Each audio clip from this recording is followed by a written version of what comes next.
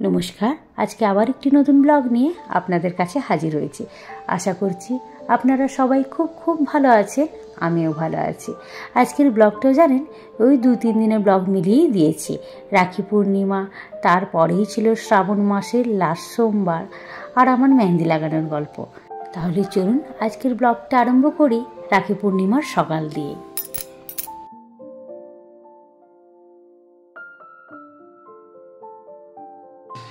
আজ শনিবার, এখন সকাল 8:30 মতন বাজে।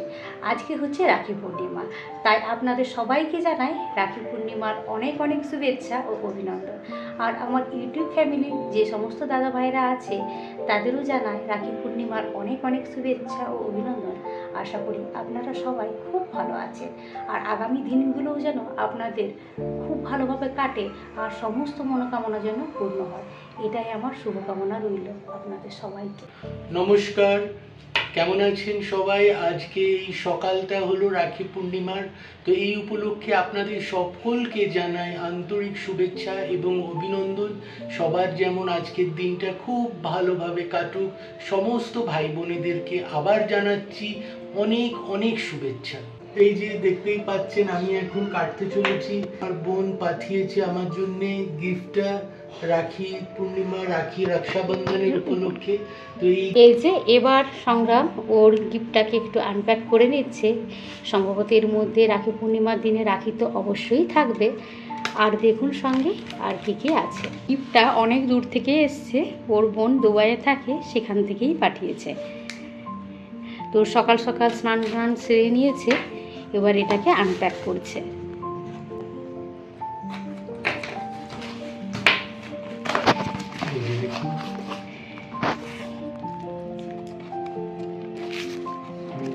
এই যে রাখিটা দেখুন সুন্দর হয়েছে, লাল কালারের, খুব ভালো হয়েছে।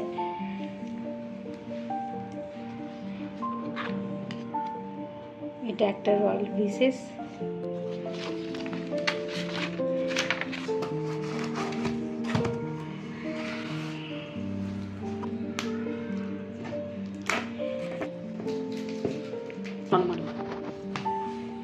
এই যে রাখির সঙ্গে পাঠিয়েছে মিষ্টি।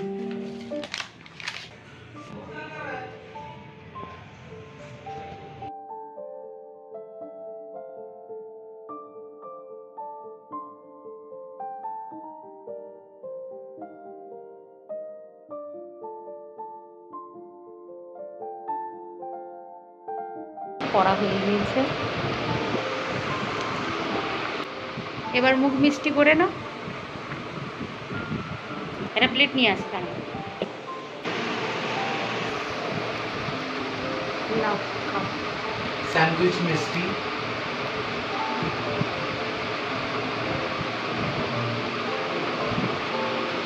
অনেকটা দূরে বোন রয়েছে, তবে যাই হোক, এখন এই সমস্ত অনলাইনের মাধ্যম হয়ে অনেকটা ভাই বোনেদের সুবিধা হয়েছে। যে কোনো শুভ অনুষ্ঠানে বলুন, এই রাখি পাঠানোর থেকে নিয়ে মিষ্টি পাঠানো। আজকে সে বসে আছে দুবাইয়ে, আর দেখুন আমরা আছি ব্যাঙ্গালোরে, সেখান থেকে রাখিও পাঠিয়েছে, প্লাস এই মিষ্টিগুলোও পাঠিয়েছে।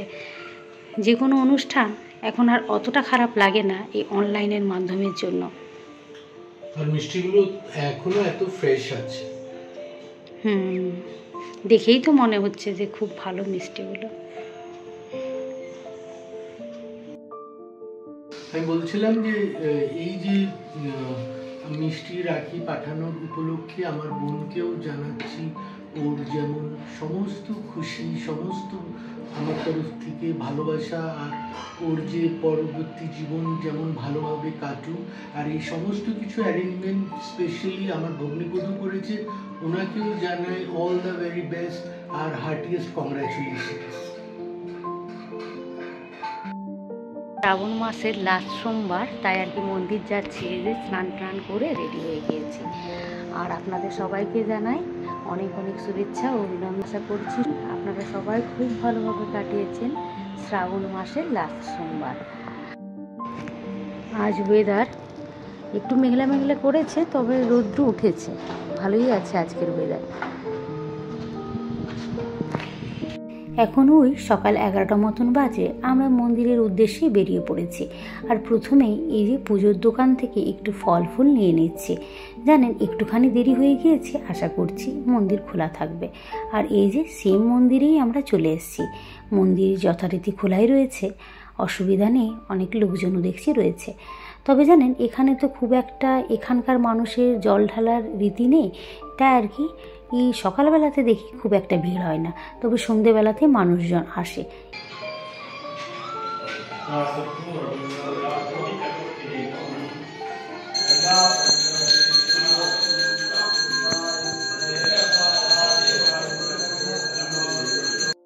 আজকে আমাদের বাঙালিদের তো লাস্ট সোমবার, তাই আমি ভেবেছিলাম যে আজকে শিবলিঙ্গটা বাইরে রাখবে কি রাখবে না, কারণ অবাঙালিদের তো শ্রাবণ মাস শেষ হয়ে গিয়েছে। তবে জানেন, এসে দেখছি যে না, কয়েকটা অবাঙালিও এসছেন, তবে আজকে ওনারা দুধ ঢালছেন না, জল ঢালছেন। জানি না, কিছু নিয়ম হবে হয়তো। আর এই যে আমি এদিকে বাবার মাথায় একটু মধু লাগিয়ে দিচ্ছি। আমি জানেন, দুধের মধ্যে আগের থেকে মধু, ঘি সমস্ত কিছু বাড়ির থেকে মিলিয়ে নিয়ে আসি। ভাবি যে এখানে এলে আর এক এক করে যদি আমি করি, অনেকটা হয়তো সময় লেগে যাবে, আর অন্যরাও আছে তো। তবে গতবারে দেখলাম যে এখানে মানুষরা তো জল ঢালে না, তাই আর কি শিবলিঙ্গর কাছটাতে খুব একটা ভিড়ও থাকে না। কয়েকটা মাত্র আমরা বাঙালি আর অবাঙালি, তাই আজকে জানেন আমিও খুব সময় করে এক এক করেই করছি।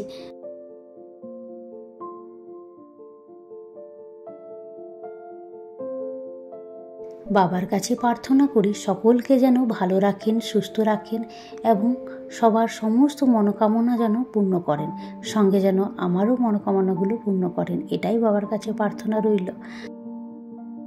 শ্রাবণ মাস বলা হয়ে থাকে মহাদেবের অত্যন্ত একটা প্রিয় মাস। এই মাসে মহাদেব খুব আনন্দে থাকে এবং সবার মনোকামনা পূর্ণ করেন।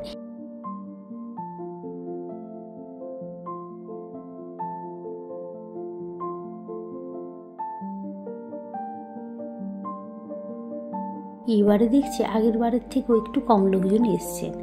আর আমাদের দেখছি দুধ ঢালার পরে আর তেমন কেউ নেই, তাই আর কি আমরা ভালোভাবে পুজোটা করে নিয়েছি।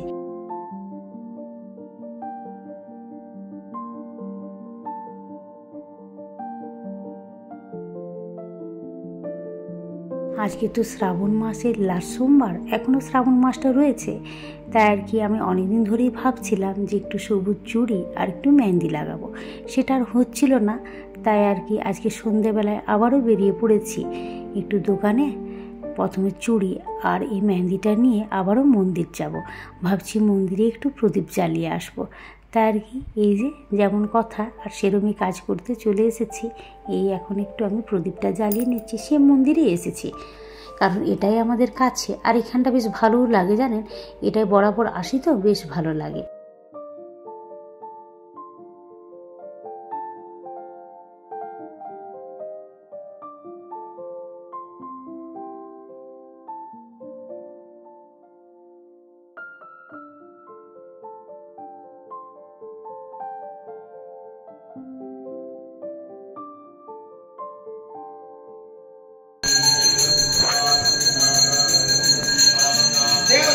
আমাদের ঠাকুরকে প্রদীপ দেখানো হয়ে গিয়েছে আর আরতিটাও দেখে নিলাম জানেন, খুব সুন্দর সময় গেছিলাম আমরা। আর এই যে এবার সংগ্রাম একটু পেট্রোল ভরিয়ে নিচ্ছে। আর এবার আমাদের বাড়ির সামনে ওই স্টার বাজারে একটু এসছি, ছোটোখাটো একটু কেনাকাটা রয়েছে, সেটা আর কি একেবারে নিয়ে বাড়ি ঢুকবো। এখানটায় জানেন যখনই আসি না কেন বেশ ভালো ভিড় থাকে, আর ভিড় থাকবেই না কেন বলুন, অনলাইনের থেকেও অনেক জিনিসের দাম কম। এইখানে এই যে দেখুন, আমি একটা পন্ডসের ক্রিম নিয়েছি আর একটা ল্যাকমির সানস্ক্রিন, এইগুলো জানেন অনলাইনের থেকেও কম রয়েছে, প্রায় 40 থেকে 50 টাকা মতন কম। এদিকে সংগ্রাম বাড়ির টুকিটাকি জিনিস নিয়ে নিচ্ছে। এখানটাতে এলে কি হয় জানেন, একটা জিনিস হয়তো নিতে এসছি, কিন্তু সমস্ত চোখের সামনে জিনিস দেখে মনে পড়ে যায় যে এটাও নিতে হবে। হয়তো একটা নিতে এসছি, তার জায়গায় 10টা নেওয়া হয়ে যায়। সমস্ত জিনিস নেড়ে চেড়ে চোখে দেখে আর নিজের হাতে বাজার করার আলাদাই একটা আনন্দ। দেখো এই তড়কা প্যান্টটা আমি নেব,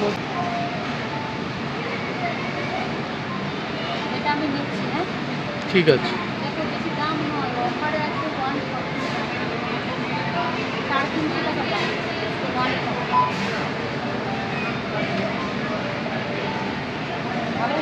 হ্যাঁ এটা ভালো। ছোট ছোট না?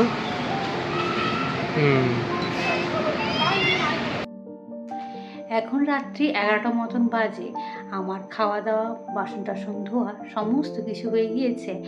আর আজ তো সোমবার, সকালে তো আপনারা দেখলেন যে পুজো দিতে গেছিলাম, আর সন্ধেবেলা তো একটু মন্দির গেছিলাম। তখনই ওই সবুজ চুড়ি আর মেহেন্দি আমি কিনে নিয়ে এসেছি। তাই ভাবলাম এখন আজকেই লাগিয়ে নিই, নাহলে শ্রাবণ মাস তো শেষ হয়ে যাবে। তাই আর কি, চলুন তাহলে এখন আমি মেহেন্দিটা লাগিয়ে নিই। এই যে সবুজ চুড়ি আর মেহেন্দি, তবে এতগুলো চুড়ি আমি পরবো না, দুটো দুটো করেই পরবো। প্রথমে মেহেন্দিটা লাগিয়ে নিই, পরে চুড়িটা পরে নেব।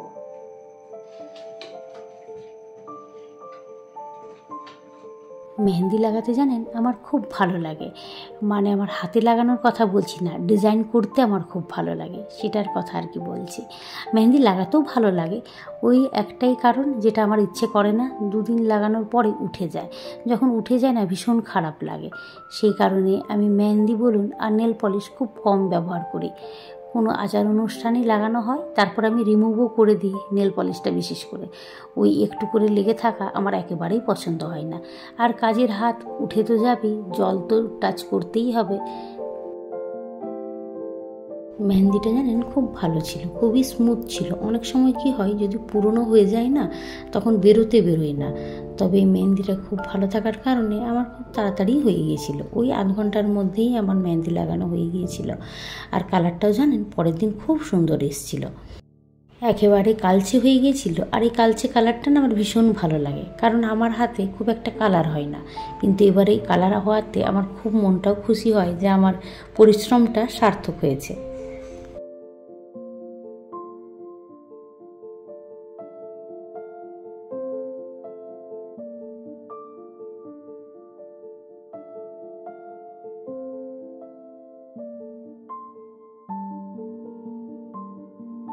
এই দেখুন, এই পাশটা আমার লাগানো হয়ে গিয়েছে। একবার আপনাদের মেহেন্দিটা আমি দেখিয়ে দিচ্ছি।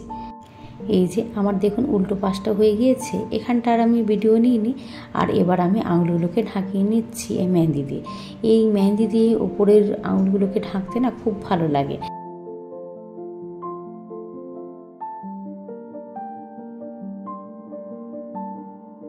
ভিডিওটা তাহলে আজকে এখানেই শেষ করছি। আর ভিডিওটা কেমন লাগলো অবশ্যই কমেন্টের মাধ্যমে জানাবেন।